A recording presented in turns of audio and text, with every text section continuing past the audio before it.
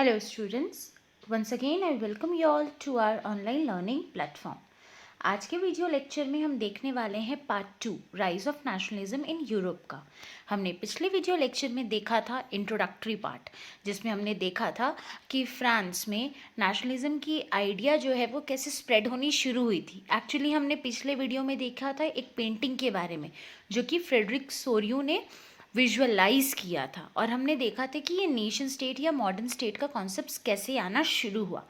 आज के लेक्चर में हम देखने वाले हैं कि जो फ्रेंच रिवॉल्यूशन हुआ और जो पूरी दुनिया में ये नेशनलिज्म का जो स्पार्क फैला वो आखिर आया कैसे। तो चलो स्टार्ट करते हैं। French revolution and the idea of nation. French revolution ये वो लड़ाई थी जिसने नेशनलिज्म की भावना को लोगों तक पहुंचाया।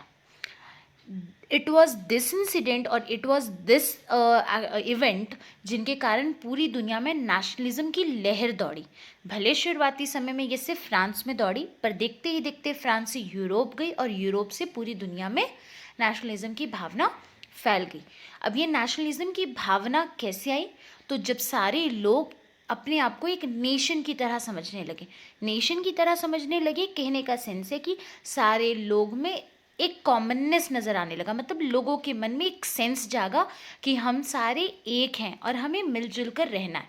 यानी वो जो कॉमन आइडेंटिटी का सेंस है वो डेवलप होने लगा।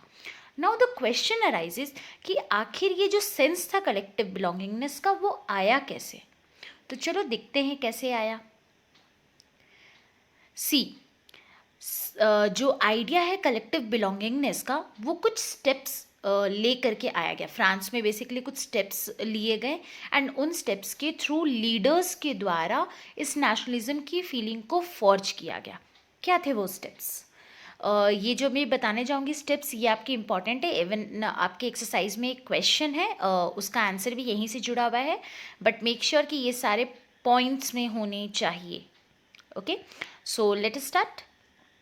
पहला, ला पैट्री और ली सिटोयन का आइडिया डेवलप हुआ। ला पैट्री मतलब फ्रांस को कहा गया कि ये फादरलैंड है, जैसे इंडिया को कहते हैं ना मातृभूमि है, हमारी माँ है धरती माँ, वैसे ही फ्रांस को द फादरलैंड कहा गया और वहाँ के सिटीजन को ली सिटोयन कहा गया।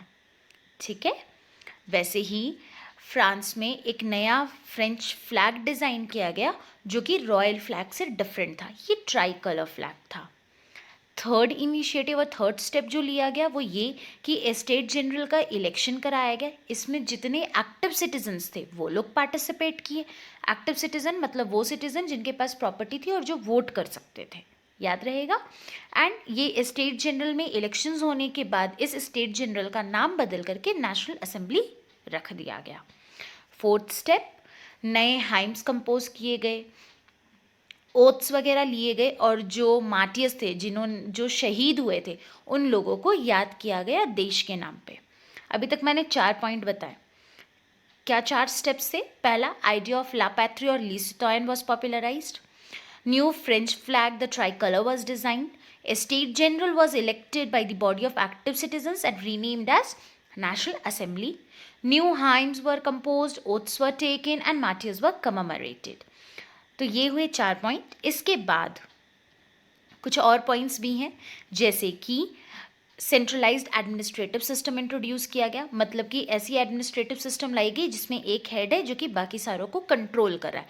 मतलब जैसे पहले था ना अलग अलग डायनेस्टी में बटे हुए थे, उस तरीके से नहीं था, सारे एकजुट थे और उनको एक सेंट्रल सिस्टम के द्वारा कंट्रोल किया जा रहा था। Next, internal customs and duties, मतलब कि जो शहर जो मतलब पूरे फ्रांस के अंदर में एक जगह से दूसरे जगह जाने पे जो टैक्सेस वगैरह लग रहे थे या गुड्स के मूवमेंट में जो ड्यूटीज़ एंड कस्टम्स चार्ज हो रहे थे उन सारी चीज़ों को हटा दिया गया। फिर यूनिफॉर्म सिस्टम लाया गया वेट्स एंड मेजर्स का। मतलब कहने का ये है कि पहले क्या होता था, ये आपने 9th में भी पढ़ा होगा कि जैसे मान लो आप एक शहर में हो और एक शहर से दूसरे शहर जाते हो, तो एक शहर में अगर 1 मीटर इक्वल्स टू 100 सेंटीमीटर है तो दूसरे शहर में 1 मीटर इक्वल्स टू 80 सेंटीमीटर हो गया, तीसरे में 1 मीटर इक्वल्स टू 100 सेंटीमीटर। तो हर जगह अलग अलग मेजर था, तो उसको हटा करके एक यूनिफॉर्म सिस्टम पूरे फ्रांस में इंट्रोड्यूस किया गया। एंड नेक्स्ट इज जो भी लोकल भाषा थे, जो रीजनल डायलेक्ट्स थे, जो बोली थी, उसको डिस्करेज किया जाने लगा और लोगों को कन्विंस किया जाने लगा कि फ्रेंच का इस्तेमाल करें, क्योंकि फ्रेंच का अगर इस्तेमाल करेंगे तो ये पूरे देश के लिए एक कॉमन लैंग्वेज हो जाएगा और सारे लोगों को बाइंड अप करके रखेगा। याद हो गए? टोटल 8 पॉइंट्स थे। पहला पॉइंट था पैट्री और ली सितोयन का कॉन्सेप्ट लाया गया। दूसरा, फ्रेंच फ्लैग डिज़ाइन किया गया नया, जो कि ट्राई कलर का था। हाइम्स कंपोज किए गए, ओथ्स लिए गए और मार्टियस को कमेमोरेट किया गया। फिर आपका वहाँ पर पे uniform standard, uniform system of weights and measures लाया गया। इंटरनल कस्टम्स एंड ड्यूटीज़ को रिमूव किए गए। सेंट्रलाइज एडमिनिस्ट्रेटिव सिस्टम आया। स्टेट जनरल का फिर से इलेक्शंस हुआ एंड इसका नाम बदल करके क्या रख दिया गया? नेशनल असेंबली रख दिया गया। रीजनल डायलेक्ट्स को डिस्करेज किया गया और फ्रेंच को कॉमन लैंग्वेज की तरह यूज़ किया जाने लगा। तो ये कुछ स्टेप्स थे जो कि लिए गए थे for creating the sense of nationalism, for creating the sense of collective belongingness. अब देखो होता कैसे है। इनिशियली ये जो नेशनलिज्म का जो स्पार्क है वो लगा आपके फ्रांस में।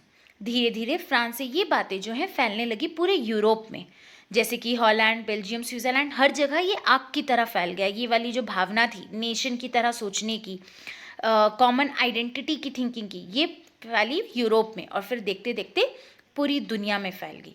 जैसे एक एग्जाम्पल ही देख लो, जो फ्रेंच आर्मीज थे ये बाहर जाने लगे। जैसे आप लोग नेपोलियन बोनापार्टे के बारे में पढ़ा होगा कि नेपोलियन बोनापार्टे पहले जो फ्रांस में इंट्रोड्यूस किए वो ठीक, फिर फ्रांस में इंट्रोड्यूस करने के बाद वो क्या किए, आसपास के एरिया को भी कॉन्कर करने लग गए। अब जब कॉन्कर करने लगे तो ऑब्वियस सी बात है उनकी जो आर्मी है वो क्या की, इस भावना को वहाँ तक भी लेकर के गई।